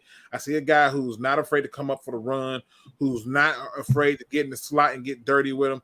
I just don't think, given the fact that they got Kirby, given the fact that Chauncey Gardner is there, and I think he's going to get read up on a contract as well, I don't think he gets that shot. I think he gets delegated to a slot corner, and at that point, he's Justin Coleman floor. And if he's stuck at slot corner, ceiling wise,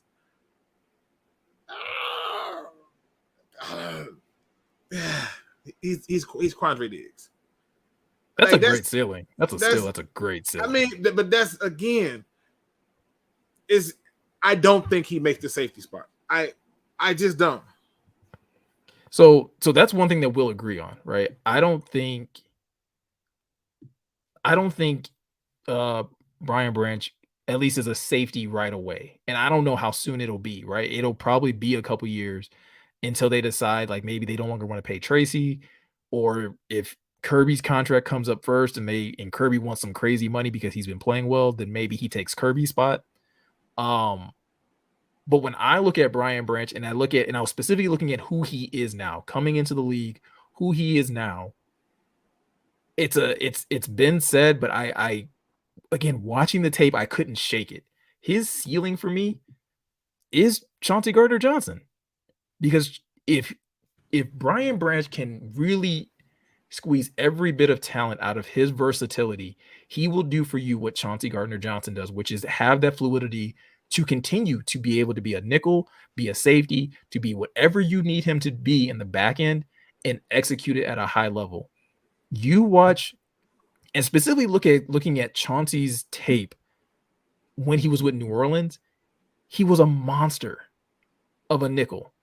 He was great in run support. He was able to knife through the offensive line and make stops in the backfield. He was feisty in the pass game. And the reason this is a ceiling for me, because there's one thing that Brian Branch is missing for me, for him to just like already kind of be there, is he needs to be better in man coverage. Chauncey's amazing in man coverage, especially from the nickel spot. He is sticky. He has great athleticism.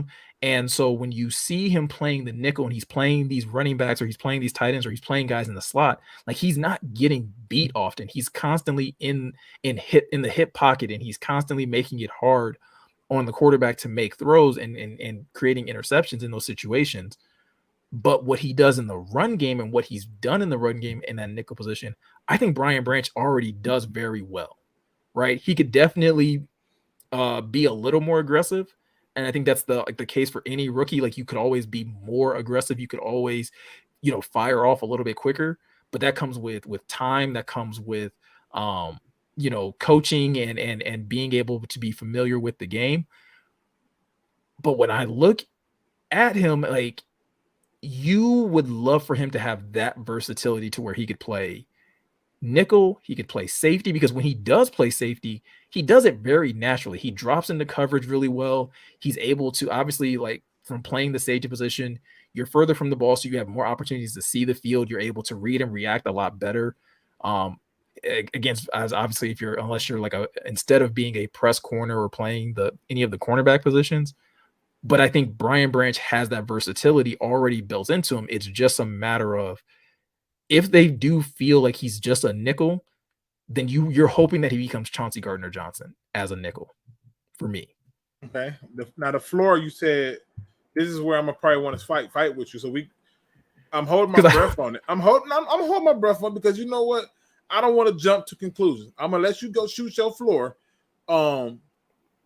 Just know don't F this up, okay? Just don't So don't F it up. I promise I'm not trying to be biased here because I said, and to start this, Brian Branch is my favorite pick. I really have a hard time. Like the holes that are in his game can be coached out of him or can be schemed out of him, right? Where you don't put him in compromising positions.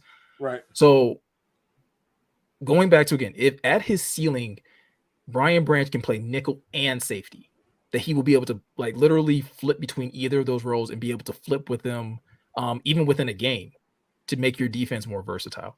At his floor, he is nothing but a nickel. And if he's nothing but a nickel, he's still a dang good nickel, and he's Kenny Moore. Like he's a really good nickel. Yo, where's my? You know what? I forgot. I'm not even doing this stream. I'm finna do the surrender thing. What? Where's the Brian Westbrook face when you need it, bro? What? Where's it at? Wait a minute, Kenny Moore? No. Yeah. Why? Yeah.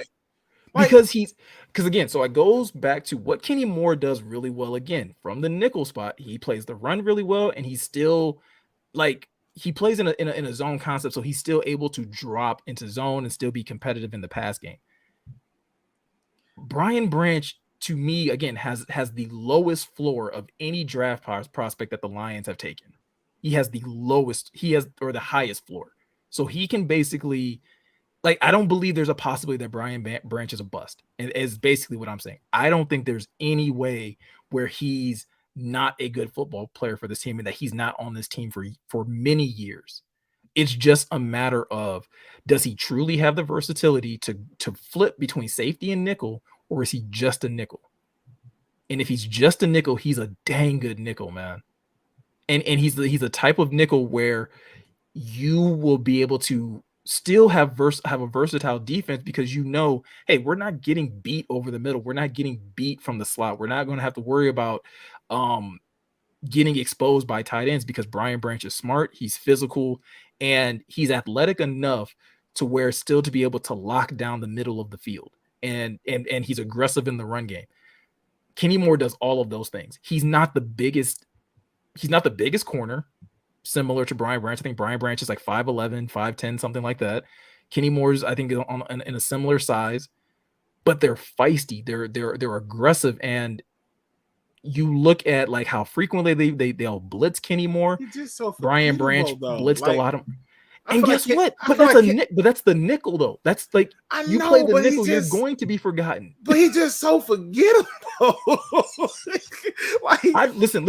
I'd rather not. It's very similar to like offensive linemen, right? Where it's like, hey, if I'm not calling your name, you're probably doing a good job.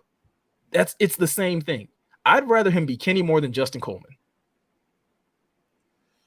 You can't tell me that you wouldn't rather him be Kenny Moore than Justin Coleman.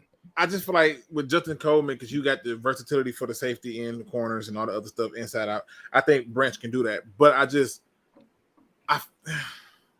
I'll put it this way. I wouldn't want Justin Coleman from the Lions. That's the only Justin Coleman I know. Because the Justin Coleman that played in Seattle doesn't exist anymore.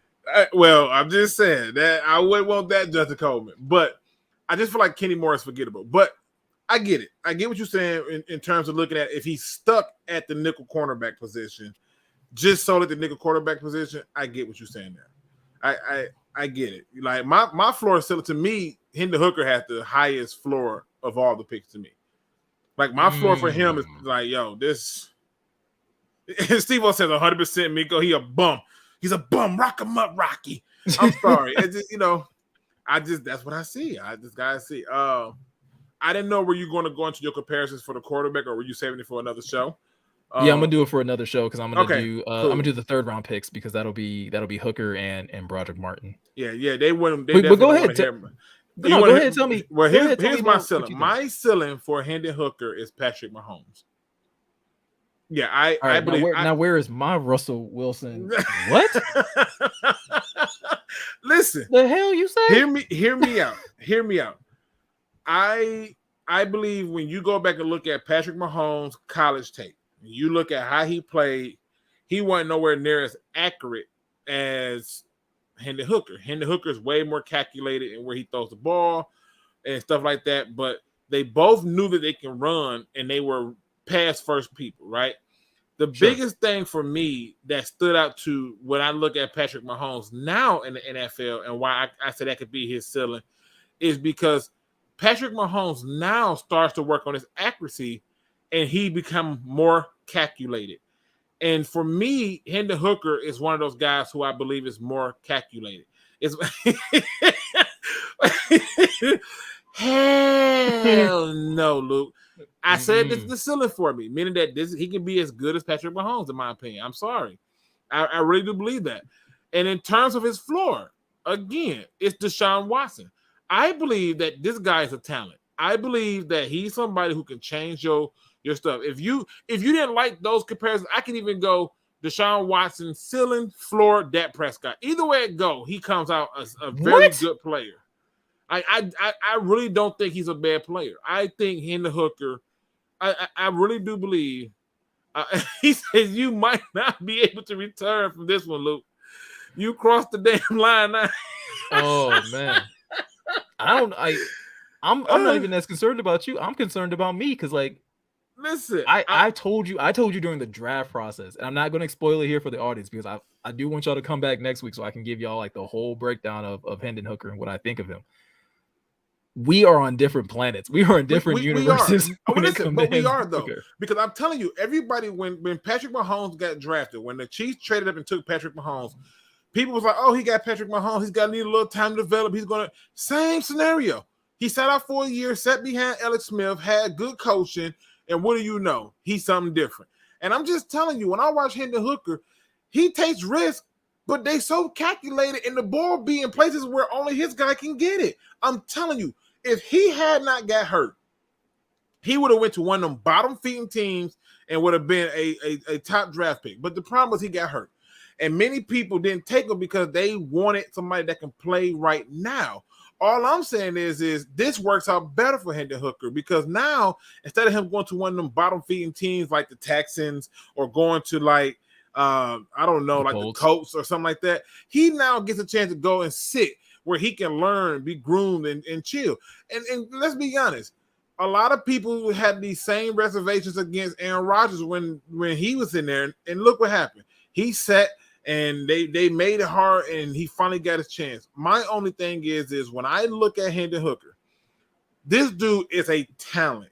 He is somebody that you're going to be happy that you got. And I think that when you look at it overall, like right now, if somebody come and blitz Jared Goff, the ball either is tossed up or he's sat. That won't be Hendon Hooker. When you find players who account for like 5 turnovers in like 2 seasons, that's not normal. And it wasn't for lack of trying. They were blitzing him. They were blitzing him. But he's also reading like one side of the field. He has a high-low read. But here's the thing. I can take all that information that you gave me. Right, I can take all that same stuff that you give me. If you're telling me all that, then you're telling me that we got the wrong head coach and the wrong offensive coordinator, get the wrong quarterback coach. You telling me that they can't teach because I'm telling you. No. I'm not saying. I'm simply saying, in the context of for me to go to Patrick. Or actually, first of all, let me clarify. That's what I should have done. My bad, Luke. I jumped down your throat, didn't even clarify.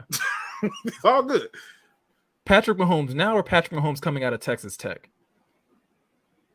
I think he can be as good as Patrick Mahomes now. All right, now you're smoking crack. All right, I just wanted to make sure I wasn't. But you gotta understand, Patrick Mahomes coming out of Texas Tech wasn't this. He had to sit, learn, and be groomed into that, and he had the right people to do it. He didn't come out of Texas Tech like this. No, I understand. If I understand Patrick Mahomes went to any other team but the Kansas City Chiefs with that coach, with Andy Reid, we're not talking about Patrick Mahomes. We're not. That's true. Shout out to Rumble. So what's going on, Rumble? What up, though? So I'm just saying, when you look at it, I believe he is a talent. Like, I just believe that, I believe that he's a serious talent, somebody that you can take. So, like I said, no matter how you look at it, he's going to be a good player. And I'm just looking at it from the standpoint of, like, people forget he played at Virginia Tech. He was I ain't forget that at all, because that's the only reason I can explain him still being 25. I ain't forget. I just know that's why he's 25. Right, but I'm saying, when he was at Virginia Tech, he was very strategic with the ball, and it wasn't no one reads. It wasn't that. And that's, listen, and that's fair. And I'm not saying that because he only did that at Tennessee that he can't learn to read, because again, that is one of the downsides to college football, is that these kids go to these schools, they get put into systems that limit them and that force them to play a certain style of football. And now the whole question going into the draft, or when they go into a new team, is, okay, can they adapt, or can they only do this one thing? I'm gonna say this, Luke. I don't know if you're gonna like jump on the stream with me when I next week when I do my breakdown of Hendon Hooker. I'm gonna try. But I'm gonna send you the link so that when I do it, if you decide that you want to jump in here and verbally box about it, we can do that. You got to understand something. I'm looking at it like this. If what Hendon Hooker was doing was so simple and so easy, when he went out, why wasn't the quarterback who came in after him doing the same thing? Oh, because Joe Milton is trash. But that's not. We're not going to get to do that. If what he was doing, I've been saying Joe Milton was trash since he was at Michigan. But I'm just saying, in the starting job at Michigan, right? But if what he was doing was not work, what he did elevated what they were doing. Like he is a talent that, I'm telling you, we're gonna look back on this draft, and you're gonna forget that he took a running back in the first. You're gonna forget that you're gonna say he got Hendon Hooker in the third. That's what you're gonna hear. All right. I will give you a preview. I'm not going to tell you what it is. I will just simply say this: my ceiling as of right now, and I still got to watch some more tape on Hendon Hooker. My ceiling isn't as bad as I said when you and I first talked about Hendon Hooker. I will say that my ceiling for him is better than that. It just ain't. It ain't blue magic. It ain't what you've been. It ain't what you've been.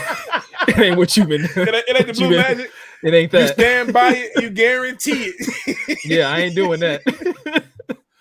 But I do. Like I told you when we talked about Hendon Hooker after he was the pick, I liked it better in the third because I think there's less pressure on him, and I do love the ability that he can sit and he can learn, and I do trust this coaching staff. I mean, we got to see it, but I trust this coaching staff to know what he does well, and they won't put him out there when he's finally ready to play and compromise him.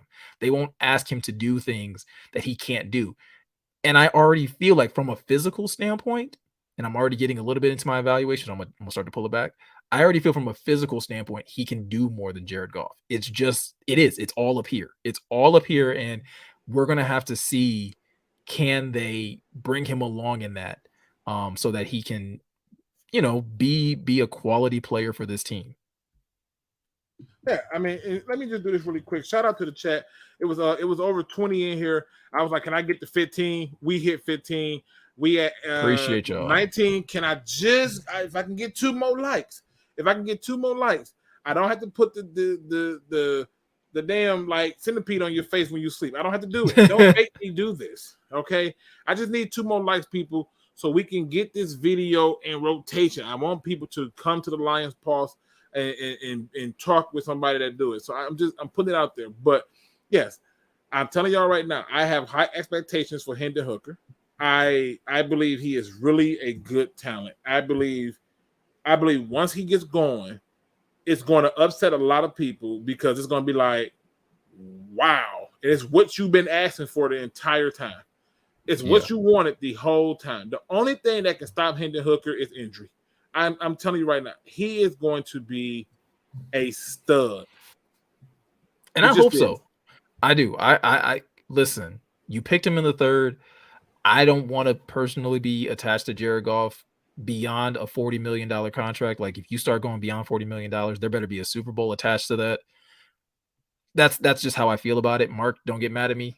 I know he's your guy, but like, I can't justify over $40 million to Jared Goff without some serious hardware to I go told people along that was with going to it. happen. I told people, I said, listen, if you really that confident about Jared Goff, you need to re-up on him at the end of the season. No, we can wait a year. Oh, no, you can't. No, you're going to pay more money. You're going to pay more money. And I told people, don't you dare think you're going to pay a man $45 million when the price tag goes up every year. You're just Because there's some guys that are about to get paid. There's some Burrow's about to get paid. Herbert's about to get paid. Oh. I think Lawrence gets paid. And those are, again, I'm trying to wrap this up, guys, so y'all can get to your families. But that's the thing that scares me about the Jared Goff situation is the guys he's being paid more than are the guys that are about to get paid. He's got there's Jimmy G, there's Ryan Tannehill, and there's one more quarterback that's right there with Jared Goff that's getting paid less than $40 million. Daniel Jones, and he just got that money. But other than that, it's all rookies. It's rookies and backup guys. So those rookies are about to get paid, so they're going to be getting paid more than Jared. And then it just becomes a matter of can you justify it? Can you justify paying him more than Kirk Cousins, even though Kirk Cousins, he's basically Jared Goff just in purple, but he takes his team to the playoffs. Can you justify paying him more than Matthew Stafford? But Matthew Stafford won a Super Bowl. Can you justify paying him more than Derek Carr? I don't know. People like Derek Carr. I like Derek Carr. I mean, but if you just go through right now, right, the low end of it right now is what's the New York Giants quarterback, Daniels, right? He's at 45. Yep. I would probably pay more than $45 million for Jared Goff. I think he's better than Daniel. I'm not because $45 million is more than other players. You don't think he's better than Daniel Jones? No, because I think actually I looked at Daniel Jones is yearly is 30 something. At least this year it's 30 something. It maybe jumps up to 45. Well, no, I'm saying because they gave a lot of it to him up front. But if you did the average of the whole contract, it averaged out to about 45. I'm saying, but do you think Jared Goff is better than Daniel Jones? Can I see him under Brian Dable for one more year? Can I see? Because listen, because this is the thing. Daniel Jones did look better under Brian Dable. So can I see Daniel Jones one more year? And it's the same thing with Jared Goff. I just want to see him under Ben Johnson one more year to be sure that he's worth more than $45 million. Because I have a good year that's fresh in my mind, but I also have a horrible year that had me ready to fight Jared Goff in the street if I ever saw him. Yeah, I mean, I feel like Goff to me, I feel like Goff to me is one of them guys that you need the perfect storm for him, and without the perfect storm, he's not the same. One of the reasons that they was willing to trade so much and trade him in that trade, people think it was just to get rid of his contract. It wasn't. It wasn't just to get rid of his contract. It was because they felt that we should not have to have everything be perfect for you. And you go through and look at that Super Bowl Stafford one, it wasn't perfect for him. They knew he had one receiver. They still won. He delivered the ball. He threw it to one dude on an entire drive. It was we winning though. They knew it was going to one dude. They knew, and that's what made the difference between Stafford and Goff. They knew that, hey, Goff needs everything to be perfect for it to work for him. And I can't justify paying a person who needs that. Patrick Mahomes has lost Tyreek Hill. Nothing fell off. Patrick Mahomes is going to probably lose Travis Kelce. It's not going to be a huge drop-off. Stafford lost Calvin Johnson. It wasn't a drop-off. No, he found two. He just turned two other receivers that had never had 1,000-yard seasons into 1,000-yard receivers. So that's all I'm pointing out when I look at them. And when I say, to me, Jared Goff is definitely, in my opinion, he's better than Daniel Jones. But I still wouldn't give him, Daniel Jones got 45, I'd give him 46. But he's not going to take it. Can I give him 45.2? Can I give him 45.1? Right, give him a small number. But he's not going to take it. Daniel Jones is younger. Daniel Jones is younger. He wants the 50, right? This is going to be his last payday. He's going to get it all. Hey, man. Just go get it from Tampa. They need somebody. Just saying. All right, Luke. I'm gonna let you up out of here. I appreciate you coming by. It's always love. It's always a good conversation with you. Yes, sir. This is such a joy. I people who've been around long enough know I support just about anything. You can start a business selling toenail clippers. I'm like, hey, let's promote it. Well, Like, listen, man, hey, I can't say it enough. I say it, you and I talk on the side. So if I'm not afraid to say it on the side, I ain't afraid to say it in front of 15 people, 16, 15 people, however many people are here. I appreciate you, man. You have helped me out immensely. Um, Always being there to support, always looking to help other content creators grow. So I appreciate that. Um, to the chat, yo, I appreciate y'all. Y'all kept it lively, you kept it fun. Um, and yeah, man, catch us. I'm gonna be back on here probably tomorrow. Luke, I know you're gonna stream too, so I don't know. I might just jump on yours if you're gonna react to the schedule release. So yeah, I'm we can hoping link up and I'm let me hoping know they're what's supposed to going do it on. at 8 though. They say they're supposed to do it at 8 tomorrow. So if they do Okay. it at 8, I probably won't be able to do the reaction like I want to. Okay. Because I like to kind of like digest it in and look at like the times and Yeah, things like that. if I stream tomorrow, which like I said, if you don't, I will, and it's gonna be quick, guys. It's really just gonna be like, yo, let's talk about the schedule. I'll get a couple predictions from a couple of y'all. I'll give my thoughts, and then like it'll probably be like a 20-minute stream, 20, 30 minutes tops. Nothing super long-winded, but again, I appreciate everybody that came through. Lions Rumble, Steve-O, Big T, Super Saiyan Lion, Det Fan Man, uh, Mark LeBay, Luke, obviously I appreciate you. Yeah, no problem. Man, listen, Lions I'm Fans happy to be here. Express. Oh, you got a few of them. You got my man's you got my man's Detroit fan TV in the building. You got William Burgess in the building. You got there's a few people I've seen up there. I seen Go Lions up in there. Obviously, you seen him, Looney Tune, Steve-O, Mark LeBay. He said, I love to see Hooker be elite. It's possible. It's very possible. Just not even a believe thing. I think he is a talent. But to all the people who showed up today, all the people who got my message on my community board and who are on the notification gang, shout out to you all for showing up. And if you ain't subscribed yet, please do so. We trying to get this to get to 1,000 as soon as possible, so it can grow, because we need as many voices as possible talking about the Lions. Is imperative, because nobody's going to represent us. Facts. Nobody cares to do it. It's right now it's cool to talk about it because we're the talk of the town.